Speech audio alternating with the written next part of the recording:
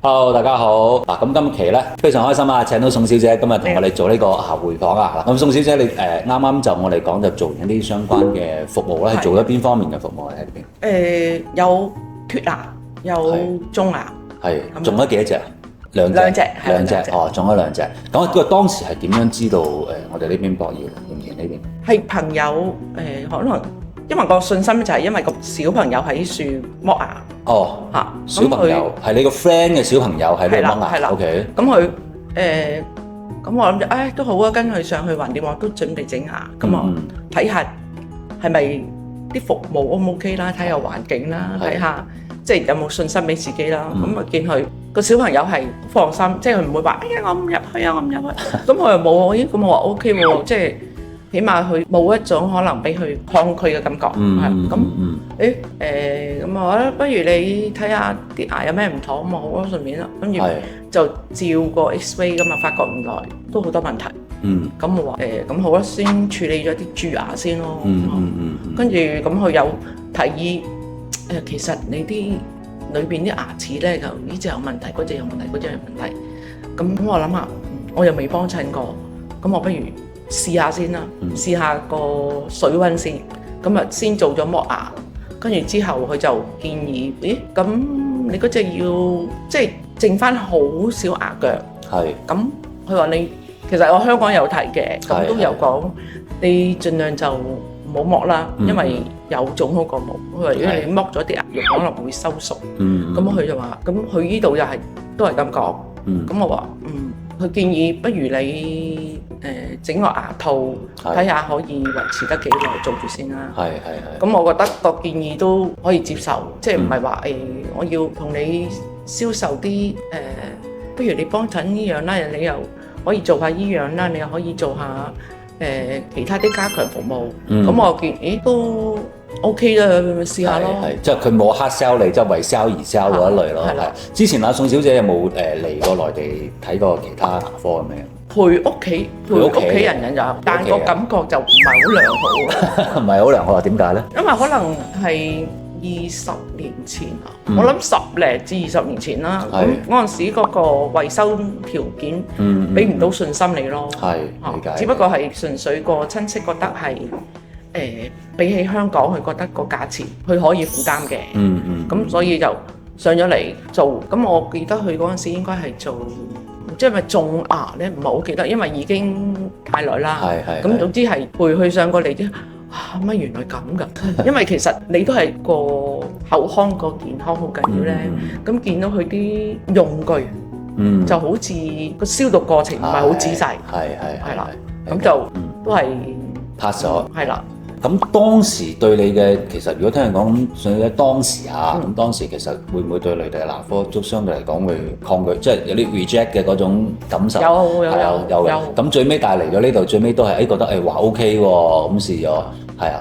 因為嗰陣時推唔係咁多口腔或者睇牙嘅，我諗嗰陣時個氣氛，咁就可能係某一個大牌子經常賣廣告，咁啊你就會成日聽到返深圳你就要去邊度啦。咁到而家就可能嗰個內地嗰個即係點咧，整牙嗰個發展咧係可能係比香港快。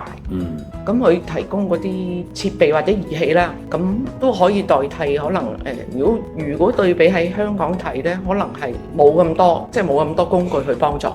咁又經過可能呢3-4年啦，洗腦式嗰啲廣告，你翻去深圳點，就好似一個流程一個短片咧，你一睇到啲視頻咧就原來翻內地種牙洗牙，你就有啲即係叫做有初步認識，就會做啲乜嘅步驟咯。咁啊若我知，咁但係好唔好？邊間好？係啦，咁我都有問過啲朋友嘅。OK，咁喺成個我哋講嘅服務流程中，有冇邊 part 係令你最深刻咧，宋小姐？其實個水準都係偏高嘅，咁但係痛就一定係自己啦，自己個痛苦啦。咁但係就佢會話俾你知。我諗最重要嗰樣嘢就係你點解痛啊？咁佢會解釋俾你知，跟住整完之後你會遇到啲乜嘢，或者你當遇到呢啲咩嘅時候，咁你需要做啲乜嘢？咁變咗你會放心咗啲，即係唔會話死咯，整完之後翻到去，咦點解咁奇怪嘅？點解呢度會咁，呢度會咁？起碼你先有個入咗腦先，原來你將會面對啲咩問題，咁佢解釋得幾好，同埋仔細嘅。譬如我可能當我睇3隻牙咁樣啦，咁佢會話埋俾你知，咦唔係喎，你呢度都有問題，嗰個都有問題，咁佢唔係需要你即刻去做嘅，即係可能呢樣嘢會令到個病人咧睇牙個人會覺得死點我突然之間我拍牙有咩事咧？又或者你唔會覺俾一種壓迫，好似我將會係啦，我將要接受啲乜咯，咁就可以一步一步咯。即係體驗成個體驗得比較良好嘅，即係唔會有一種黑 sell，亦都係非常之放心，即係由頭到尾有咩問題講清楚。係啦，好嘛？嗱，咁最尾一個問題啊，宋小姐啦，咁我相信啦，好多香港朋友其實對好似之前你咁啦，對內地翻嚟種牙，其實都抱有啲疑惑或者一啲諗法嘅。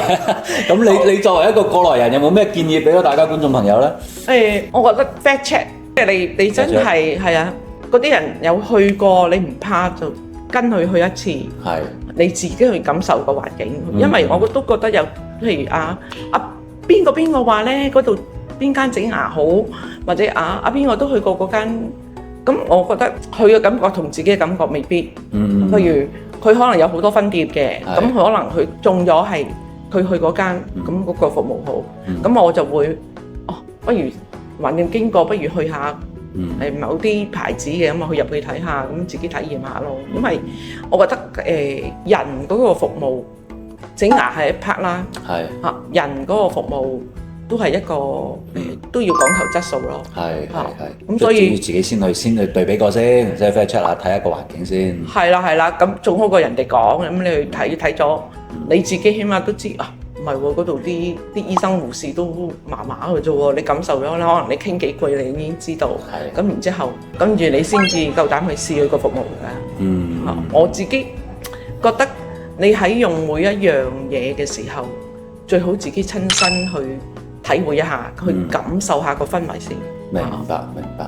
好啦，咁今日非常之多謝宋小姐百忙之中抽時間過嚟啦。咁大家如果對我哋嘅服務興趣咧，可以點我哋下方 WhatsApp。咁而家我哋會有一個免費洗牙啦、免費 CT 同埋我哋一個口岸嘅專車接送，好嘛？咁我哋今期嘅節目就到呢度，我哋下期見，好，拜拜。拜。